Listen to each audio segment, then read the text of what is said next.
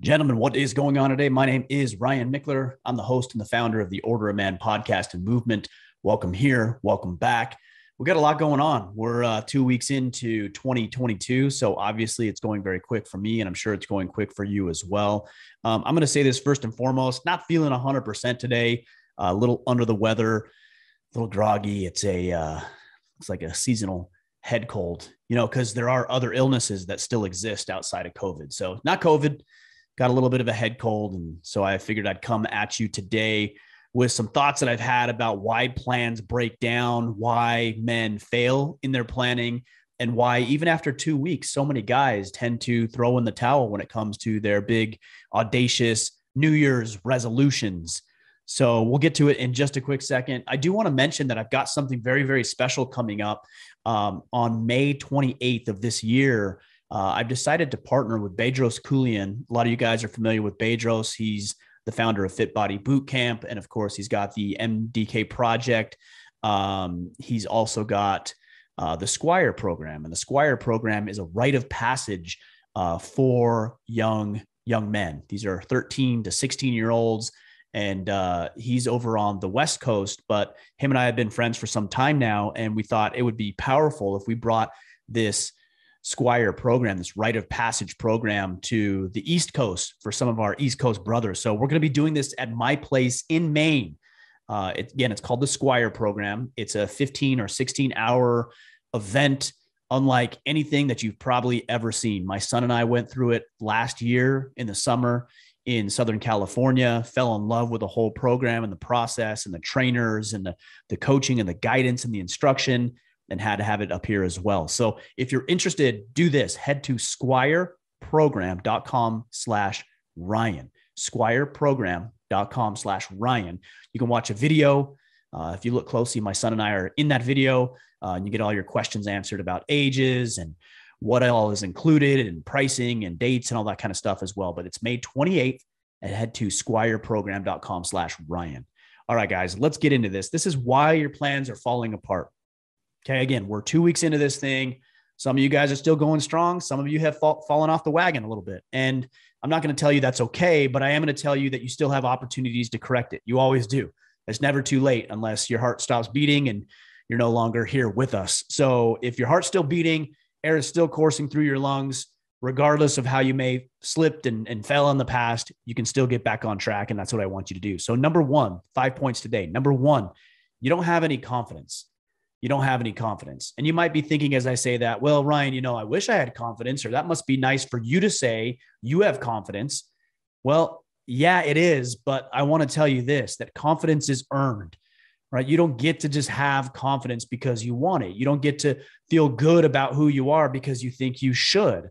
This is that whole body positive movement where you try to convince yourself that you're better than you really are, when you know deep down inside you're not doing what needs to be done. So if you wake up every day and you shirk your responsibilities and you kind of just perform in a mediocre manner, and you don't accomplish the things that you said you were going to do, and you generally live the life that you've always lived, of course, you're not going to have any confidence to be able to maintain that course of action in the wake of difficult and demanding circumstances and situations. Guys, you have to have confidence. And I did a podcast years ago where I talked about this issue. And I'll tell you, first and foremost, that confidence is derived from courage, right? You have to develop confidence, but you can't just have it. You need to be courageous, which means you need to take bold action every single day towards your goals, towards your objectives, and your desires. And anybody can be courageous. It's just a decision. You can't decide to be confident, but you can decide to be courageous because it's already within you. So if you're afraid or you're hesitant, or maybe you don't even feel like doing the things that you said you were going to do, be courageous, be bold, be assertive, and do it anyways. And as you do, you move from being courageous to building some level of competency. And competency is your ability to develop the skill sets required to thrive. So if you're trying to improve your fitness, you've got to be courageous enough to get out of bed, to stop hitting the snooze button, to put your clothes on, to go into the gym. Maybe you don't feel comfortable. I remember when I started getting into shape 7, 8 years ago or so, I look back at pictures, I was miserable. I was fat, and the way that I like my posture from the pictures that I've seen was embarrassing. And I know what it's like to go into the gym when you feel like that. You feel like everybody's looking at you and everybody's mocking you, and largely that's untrue. And you feel embarrassed and you feel like a loser. I get it, and that's why you have to have courage. You have to have the balls to go do it, and then that develops a certain level of competence. So you go into the gym and you start learning how to train, and you start learning how to use the weights, and you see that weight melting away. That's the competence that you need to thrive. And then that develops a set of confidence or a level of confidence that you never had before. And then the extra confidence that you have allows you to be more courageous in your actions moving forward. So this confidence loop. And the reason that part of your plans are falling apart is because you don't have the confidence that's derived from courage and competency. So you want to nail these things in, be courageous, be bold, develop the competency, and you'll be more confident in your planning. Number two, you have no structure. All right. You've said that you want to lose weight. You want to get in shape. You want to have money. You want to pay off debt. You want to start a business. You want to write a book. You want to win your wife back. You want to connect with your kids. You want to run a marathon. You want to get a promotion. You want to finish your degree, right? All of these things that you want to do, and you have no structure to get it done. You think that just because you said you want something that the world is going to miraculously deliver it to your lap? No, it's not going to work like that. And even if it does, you got lucky. You can't replicate that. I want replicatable results. I want to be able to plug into a system that I know has a proven track record of success, where I can just plug in my goals, plug in my desires, reverse engineer it into the tactics and the strategies and the things I need to be doing on a daily basis, and having that structure in place where I can quite literally go in and check my work off on a list, whether that's a calendar or some sort of notepad that you use, or an app like a to-do list app that you have, or the battle plan. Guys, you got to sit down and have some structure. Now, I'm a guy who says, you really need to be taking action. But somebody messaged me the other day and they brought up a really good point. They said they had this framework in the Army, if I remember correctly. And he said it's the 1/3 to 2/3 framework or ratio. And what he said is that your time should be spent, 1/3 of your time rather should be spent planning. The other 2/3 of your time should be spent executing. So some of you guys are 3/3 or a whole of acting, and you're not planning. Well, that's a little bit reckless because you don't know that what you're doing is actually producing the results. And some of you guys are 0/3. Like you're not even acting or planning. You're doing nothing. So start to work out that ratio a bit, the 1/3 to 2/3 ratio, 1/3 of planning and strategizing, building structures, building processes, building systems, putting those systems in place, having a series of checks and balances and processes that you can use to elevate your level of success. And then the other 2/3, once you have that 1/3 checked off, the other 2/3 is acting, getting it done. And you go through that every day. I mean, I don't know if I spend 1/3 of my time planning necessarily. It's a framework, so it's not exact. But man, I spend a lot of time every single morning planning out what I want to get done, what I want to get accomplished. Look, I even have notepads right here of just different notes. And I even wrote my notes right here of things I wanted to talk with you about today. There they are. If you're watching this on YouTube, you can see those are my notes. And I spent some time today thinking about what in the world I wanted to talk with you about. And then I'm going to spend 30, 40 minutes sharing it. So 1/3 planning, 2/3 action. So guys, build that structure. And here's the other thing. If you build a structure, discipline becomes less of a factor. Discipline's the buzzword. It's the keyword. It's what everybody talks about, and it's valuable. But discipline requires willpower, right? So if you want to be disciplined to get out of bed, like you have to will yourself out of bed, because the natural man, the weak, lazy, pathetic version wants to stay in bed all day. I want to do that. Like I said, I don't feel good. I want to do that. And so I have to exert some level of willpower to be able to be disciplined in what it is we're doing here. But that's fleeting. That goes away. And we know through research that your willpower is diminished throughout the day. So instead of having to rely so heavily on discipline, what I would suggest to you is that you build in the structures. James Clear talked about this in depth in his book, Atomic Habits, that you need to build the structure and the systems that don't require discipline, that don't require willpower, that don't require the way you feel about something. They just work. And that's the point you want to get to. All right, the next one, guys. So we have no confidence, no structure. Third is you have no support. All right, you think you can do everything on your own. And maybe to a degree, you can do some things on your own, but you can't maximize your performance on your own. I was watching a video on Instagram earlier this morning, and it looked like a group of Marines, and maybe they were having a deadlift competition, or maybe it was just them messing around, but a couple of guys were pulling a lot of weight. I don't know how much weight they were pulling on the deadlift, but there was dozens, if not hundreds of Marines around them cheering and chanting and yelling. And to see these Marines who were pulling those deadlifts pull those in front of their fellow Marines who had their support, had their back, wanted to see them win, man, that gave them what they needed to be able to pull that weight. And that's a metaphor for the rest of your life. Guys, you can't do it all on your own. And you shouldn't have to do it all on your own. You shouldn't even want to do it all on your own. There's opportunities for you to band with and enlist the help of other men who know more than you, who are better than you in certain areas, who will hold you accountable, who will keep you to your word, who will help you develop the structure that you need, like I talked about earlier, and give you exactly what you need, even if it's a little push or a little inspirational message or text. I just got a message the other day. In fact, I think it was this morning from my good friend, Steve Weatherford. We were supposed to connect, and I told him I'm feeling under the weather. And he said, "Hey, rest up, champ. Thanks for letting me know. #accountability." Like, he's in my corner. He wants me to win. I want him to win. And so he sends a quick message that probably took him, 15 seconds to write, and sent it. That goes a very long way. Who's in your corner willing to do that? And whose corner are you in that you're willing to do that for? Look for support. Look for the guidance. Look for the structure. Look for the support and the inspiration and help of other people. Band with other men. It's better when you do. All right, next, guys. There's no emotional investment in your planning. If you came to me and you said, "Hey, Ryan, I want to pay off debt." Nothing inherently wrong with paying off debt. In fact, I think you should. There's probably something inherently good, if anything, about it. But if you came to me and said, "I want to pay off debt," and I said, "Why?" And you're like, "I don't know. It's just not good to have debt." It's true, but it lacks a level of richness, of depth in your thought process. Or if you said, I want to lose weight. Why? Well, I think it'd be good to lose weight. Okay. Yeah, of course it would be, but where's the emotional buy-in? Where's the emotional investment? I know guys aren't supposed to be emotional, and, we're not supposed to let our emotions dictate what it is we do. That's not entirely true. You should be using your emotions to fuel your growth and progress and expansion and betterment. I try to, if I'm inspired by something, if I watch a video, for example, like the Marines I was talking about earlier, man, I got chills watching that video.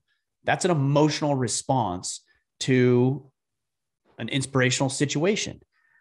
And if I can utilize my emotions the way I feel about a particular subject to keep me in the game longer, then you're damn right I'm going to use that, whether or not I'm quote unquote supposed to be emotional. So if I want to lose weight, let's go back to that, then you have no reason as to why you want to lose weight. Maybe you will, maybe you won't, who knows? But you're far more likely to lose weight if you say, well, the reason I want to lose weight is because I want to show my son what a man who's disciplined and committed looks like and what he can do so I can improve my son's life. Man, that's infinitely more powerful. If at work you're like, well, I want to get a promotion. Why? I don't know. I just make more money. Again, nothing wrong with that. But if alternatively you thought to yourself, I want to get a promotion because if I do, then I have the ability to impact change within the organization that's going to serve me, and it's going to serve the other employees that work for this company. And it's also going to serve our clients in a more meaningful and significant way so they can have a better life for themselves. Guys, do you see the difference? Like, one is just dry, it's stale, it lacks inspiration. And the other one, there's an emotional investment. Let's take somebody like Jocko, for example. Jocko is a pretty stoic guy. He's a friend of mine. Obviously, pretty stoic, I think, is an understatement. He's extremely disciplined. He's extremely focused.